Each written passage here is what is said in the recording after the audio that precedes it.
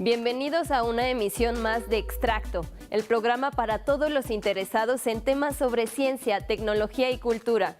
Un producto de la Agencia Informativa de Educación de México que nos muestra a los protagonistas del sistema educativo y sus aportaciones, el contexto donde se desenvuelven las instituciones, los maestros y lo más importante de todo esto, ustedes los estudiantes. 30 minutos con lo mejor de la información en educación y su actualidad. Acompáñenme en este recorrido por la educación y los personajes que la componen. Soy Elis de León y los invito a iniciar el extracto del día de hoy. Comenzamos.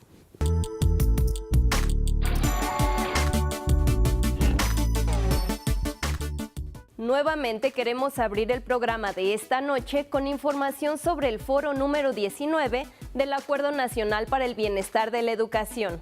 Como bien lo saben, en la Agencia Informativa de Educación de México le hemos dado una cobertura especial a cada uno de los foros. Este es el reportaje de lo que ocurrió ayer en la ciudad de Colima.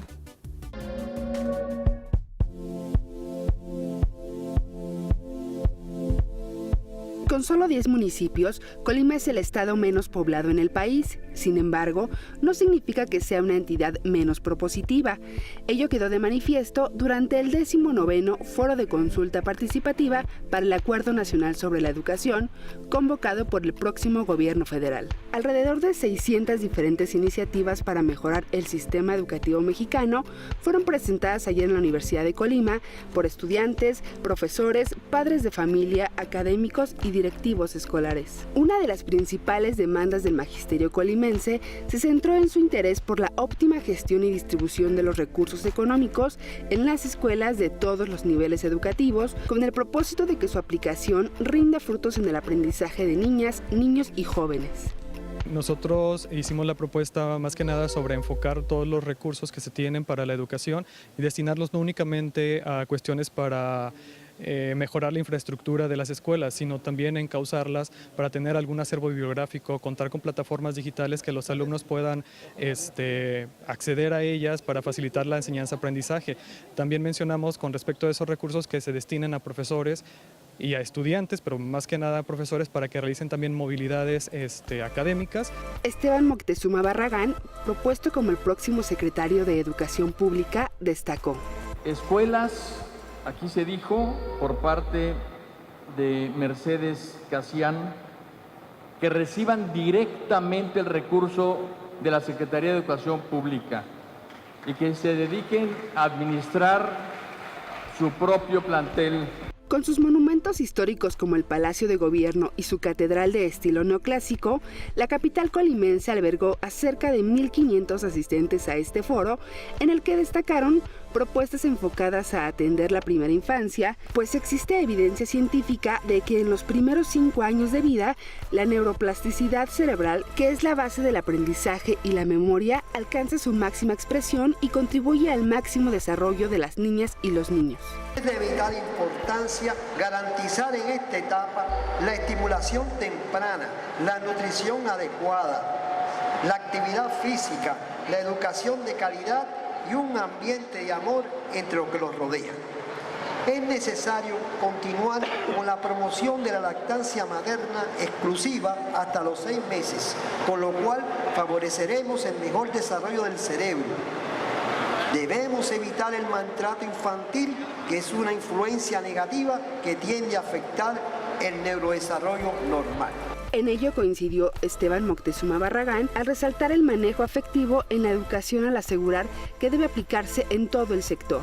Me llamó la atención la ponencia de María Antonia Salas cuando habla de educación con manejo afectivo. Creo que ese es el enfoque que debemos de tener, no solo para nuestros niñas y niños, sino para todo el sector educativo. Ver la importancia que tiene la afectividad en todas nuestras relaciones humanas. En su oportunidad, el gobernador de Colima, José Ignacio Peralta, destacó la suma de esfuerzos que se deben emprender para superar los actuales retos en materia educativa y resaltó que la entidad tiene mucho que aportar por su vocación e historia en el ámbito pedagógico. No debemos olvidar que Colima es una entidad magisterial Es decir, posee una historia de notables aportaciones pedagógicas a la vida nacional y una trayectoria de maestras y maestros con prestigio que siguen como un motivo de inspiración para la actividad docente estatal. Todos los sectores contribuyen a la construcción de una agenda educativa de calidad, incluyente y universal. Y en ello la educación superior tiene grandes aportaciones, destacó el rector de la Universidad de Colima, José Eduardo Hernández Nava.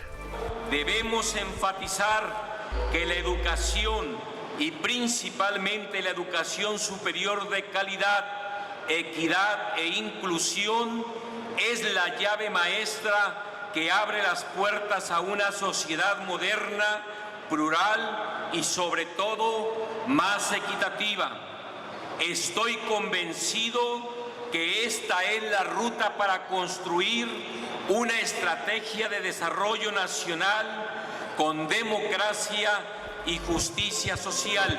En este foro, en el que también participó Jaime Valls Esponda, secretario general ejecutivo de la Asociación Nacional de Universidades e Instituciones de Educación Superior, la ANUYES, se presentaron diversas iniciativas enfocadas a reducir las desigualdades en el acceso a la educación, fortalecer el trabajo de los docentes, mejorar las condiciones físicas de las escuelas y revisar los planes y programas de estudio que promuevan la paz y la justicia.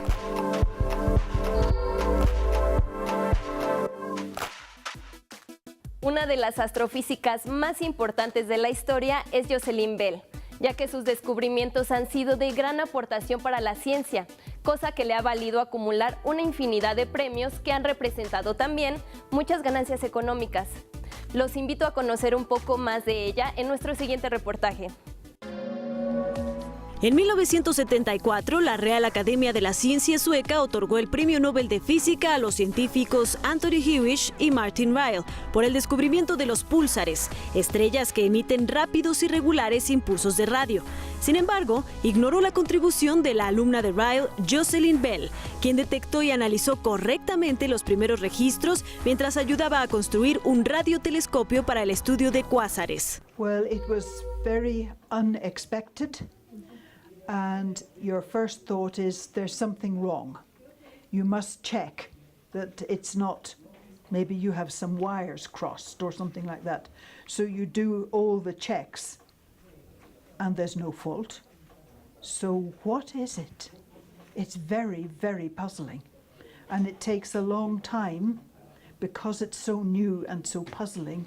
It takes time to work out what things you can test, how you might come to understand more of it.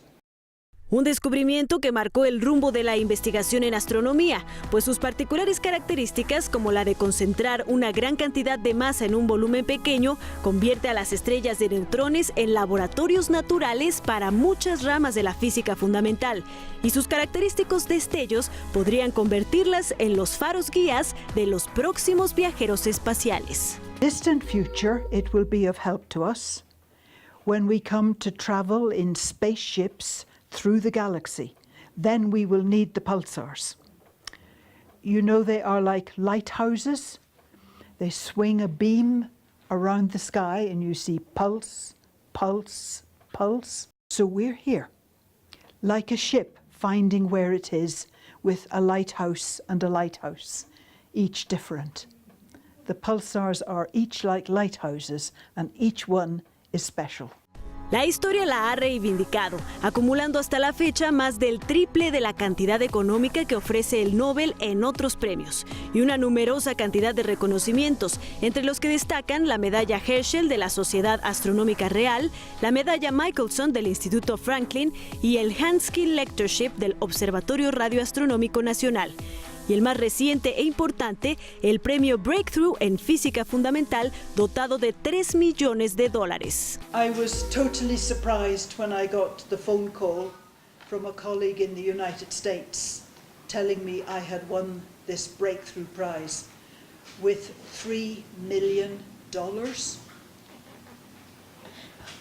I was speechless. This had never been in my wildest dreams. And so the first sort of things that goes through your mind is $3 million? I don't actually need $3 million. I don't think I want $3 million. Can I find a useful purpose for the $3 million? US dollars.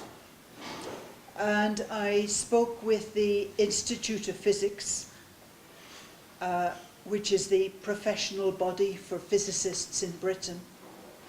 I also spoke with my family, and together we came up with the plan that the money goes for studentships or scholarships for students doing research, and particularly for students from underrepresented groups, minority groups in physics. And of course, women would be one of the minority groups. En su reciente visita a México a la Escuela Superior de Física y Matemáticas del Instituto Politécnico Nacional, como parte del programa de actividades de la Cátedra Eugenio Méndez Docurro, ante cientos de estudiantes de varios niveles académicos, propuso seguir apoyando a las niñas y mujeres en la ciencia. We have not talked to the parents. The girls go home and say, I want to be an astronomer. And the parents say, that's not for a girl, because we haven't told the parents about what the subject is really like, and they revert to the old images of what women do and what men do, and it's changing quite fast. So I do believe we've got to not only convert the parents, but the sisters, the cousins, the aunts, the whole of society. Esta mañana, como todos los jueves, estuvo en nuestros estudios Mauricio Huesca, consejero electoral del Instituto Electoral de la Ciudad de México. En esta ocasión vino a platicarnos sobre la promoción de la educación cívica en entornos escolares y nos ayudó a responder las dudas de los jóvenes en este tema. ¿Qué es la estrategia de educación cívica para la Ciudad de México? ¿Cómo se estructura esta estrategia? ¿Para qué sirve el diálogo? Justamente la estrategia integral de educación cívica es una estrategia que surge a partir de un diagnóstico que se hizo a la Ciudad de México respecto de la percepción de valores de legalidad, cultura democrática, pues esta cultura de corrupción, de no pasa nada, la percepción de la ciudadanía con la inseguridad y temas sociales, la descomposición del tejido social. Entonces, justamente este diagnóstico lo que nos permitió es identificar hacia dónde debemos ir avanzando, en qué camino debemos ir avanzando como instituto para diseñar una cohesión social, sanar otra vez este tejido social de creer en las instituciones, creer en los procesos, en los procedimientos, no solamente electorales, sino me refiero a las instituciones en lo general, y generar este tejido social a través de 3 ejes transversales que son verdad, diálogo y exigencia. En esta ocasión, pues Fabiola pregunta cómo se integra. Pues se integra a través de estos 3 grandes ejes. La verdad se diseña a partir de, pues justamente, un mecanismo de rendición de cuentas a partir de la máxima publicidad. Informar a la ciudadanía qué es lo que está haciendo todas las entidades públicas, dotarlas de información sobre sus derechos humanos para poder participar, cómo incidir en las políticas públicas y desde luego generar diálogos con ella. Luego viene el eje temático que es el diálogo. En el diálogo lo que se busca es precisamente llegar a una democracia deliberativa. Hoy por hoy conocemos una democracia participativa en la cual pues la ciudadanía y los ciudadanos salen a votar cada 3 años, pero en realidad no hay una deliberación pública como los foros que están llevando a cabo con motivo de las reformas que eventualmente habrá en materia de educación. Justamente la deliberación, la democracia deliberativa lo que busca es la participación total, incluyente de todos los sectores para poder escuchar las voces y poder diseñar un modelo educativo distinto, en este caso de educación cívica. En este contexto, en el diálogo, lo que está haciendo el Instituto Electoral es acercarse con universidades, acercarse con escuelas primarias, secundarias, para poder llevar a cabo ejercicios de intervención directa con profesores, alumnado y padres de familia, para poder diseñar un modelo distinto de educación cívica. Y finalmente, el eje transversal de exigencia, que ahí va muy enfocado a servidores públicos. Las y las funcionarios tenemos que estar conscientes y sensibles transversalmente de cuáles son las preocupaciones de la ciudadanía y generar este ánimo de percepción de confianza, pero no solamente el ánimo de percepción de confianza, sino también profesionalización del sector público para que en la medida de que seas más profesional haya una homogeneidad en los cargos públicos, seas de algo medio o bajo rango, tengas una misma profesionalización para utilizar ese cargo técnico ejecutivo especializado que vas a estar desempeñando y de esta manera puedas rendir frutos mejores a la ciudadanía. Entonces, eso es lo que abarca más o menos la estrategia de educación cívica. Vamos a presentar el próximo mes el informe Ciudad de México, que es pues una revelación de cómo estamos con el contexto de cultura de tolerancia, de inclusión, de cultura de legalidad y de diálogo. Entonces, ese va a ser nuestro medidor a partir del cual vamos a rediseñar o fortalecer las estrategias que tenemos ahorita de acercamiento con la ciudadanía, con las escuelas, que es a través hoy por hoy lo que tenemos es intervenciones muy directas a través de la ludoteca cívica, para que puedan generar este tipo o recomponer este tipo de valores. Tenemos los concursos de liberación pública de niñas, niños y adolescentes. Tenemos otros talleres y cursos de literatura y creación de cuento, de narrativa, de cuento de niñas y niños, los cuales pues lo que justamente buscan es que las niñas y niños sientan empoderados para poder tomar rienda de las decisiones políticas en lo futuro. Hoy por hoy también en Cristiana estamos por entregar ya en los próximos meses al gobierno de la Ciudad de México, al Congreso de la Ciudad de México y alcaldías el informe de la consulta infantil y juvenil para que ellos vean, ellas determinen cuáles son las preocupaciones de las niñas, niños y adolescentes y a partir de eso empiecen a delinear ya políticas públicas muy concretas que favorezcan y de manera muy focalizada por colonia, por grupos etarios, por condición de género, por condiciones de economía social en la estructura. Pues tenemos en la Ciudad de México alcaldías como Benito Juárez, que según el índice de desarrollo humano es el que tiene mayor probabilidad, y Milpalta, que a lo mejor no lo tiene tan desarrollado. La portal del instituto es www.iecm.mx, que está en el portal, ahorita está exhibida en la pantalla para que puedan contactarnos y tener más información. Se llevará a cabo la 7ª Mesa Redonda México-Anúyes y el maestro Aliber Sánchez Jiménez, rector de la Universidad Intercultural del Estado de Puebla y presidente de la Asociación Nacional de Universidades Interculturales, nos vino a platicar sobre este evento. Primero nos explicó la función de las universidades interculturales y en qué consisten las mesas redondas. Nosotros formamos parte de una red de 11 universidades en el país que se llaman justamente universidades interculturales. Somos la única política pública en los 3 niveles de gobierno que brinda atención focalizada en educación superior para pueblos originarios. Es decir, que estamos enfocados en la atención de pueblos indígenas, aun cuando no solamente atendemos a pueblos indígenas, sino también población rural, población que de otra forma no tendría acceso a las universidades. Formamos una red de 11 universidades, estamos en el norte de Sinaloa, pasando por San Luis Potosí, Michoacán, Guerrero, Estado de México, Puebla, Veracruz, hasta el sur en Quintana Roo. Y somos 11 universidades y estamos asociados en justamente esta Asociación Nacional de Universidades Interculturales. Durante 7 años hemos tenido una relación muy fuerte con universidades canadienses, a partir de que los canadienses también han buscado fomentar la inclusión de sus pueblos originarios a las universidades. Y dado que tenemos un perfil similar en cuanto a la búsqueda de objetivos, hemos tenido una relación ya por 7 años que está conformada en estas reuniones anuales que se llaman Mesas Redondas sobre Educación Superior Intercultural. Este año es la 7ª edición de la Mesa Redonda y justamente se va a llevar a cabo en Puebla capital, los días 11 y 12 de noviembre. Es una reunión binacional básicamente de alto nivel en cuanto a los funcionarios que participarán. Está, por ejemplo, ya confirmada la participación de 7 rectores de universidades canadienses, dentro de ellos la Universidad de Winnipeg, la rectora de la Universidad de Winnipeg, la rectora de la Universidad de Lakehead, Vancouver Island University, Northern British Columbia, en fin, otras universidades canadienses que tienen esta importante función de incluir pueblos originarios a sus universidades. incluido también el embajador de Canadá en México, la delegada del Gobierno General de Quebec en México. En fin, de parte de los mexicanos estaremos presentes los 11 rectores y rectoras de las universidades interculturales, además de funcionarios del próximo Gobierno Federal, que afortunadamente también han confirmado su participación. ¿En materia de educación? De educación, también de pueblos indígenas. También estamos invitando a la próxima directora general de CONACYT, la doctora Bullía. En fin, una serie de personajes. A la par, se va a llevar a cabo el primer Congreso Internacional sobre Derechos de Pueblos Originarios en la Universidad Intercultural del Estado de Puebla, que tiene sede en Lipuntahuaca, Huehuetla, Puebla. O sea, la mesa redonda va a ser en la capital del estado y a la par el Congreso, con un enfoque totalmente académico en la Universidad Intercultural.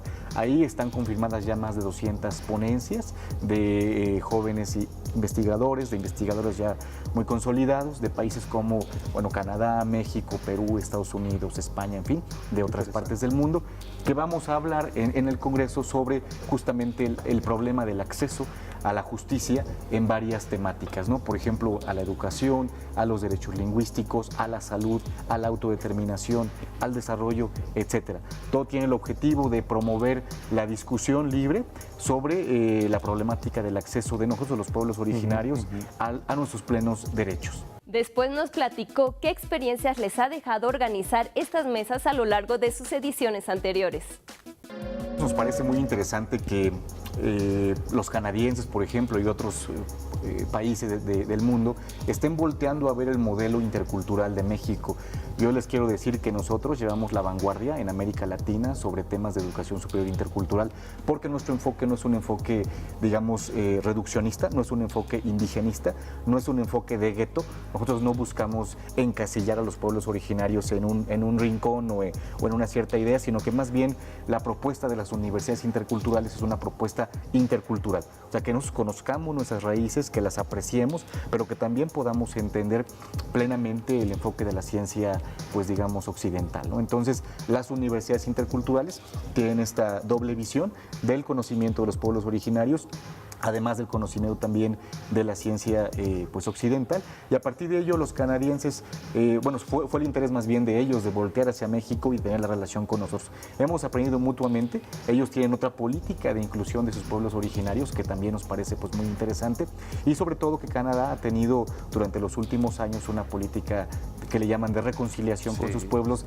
dado también lo trágico que ese gobierno durante muchos años trató a sus pueblos originarios. También nos explicó las diferencias de las políticas públicas en educación entre México y Canadá.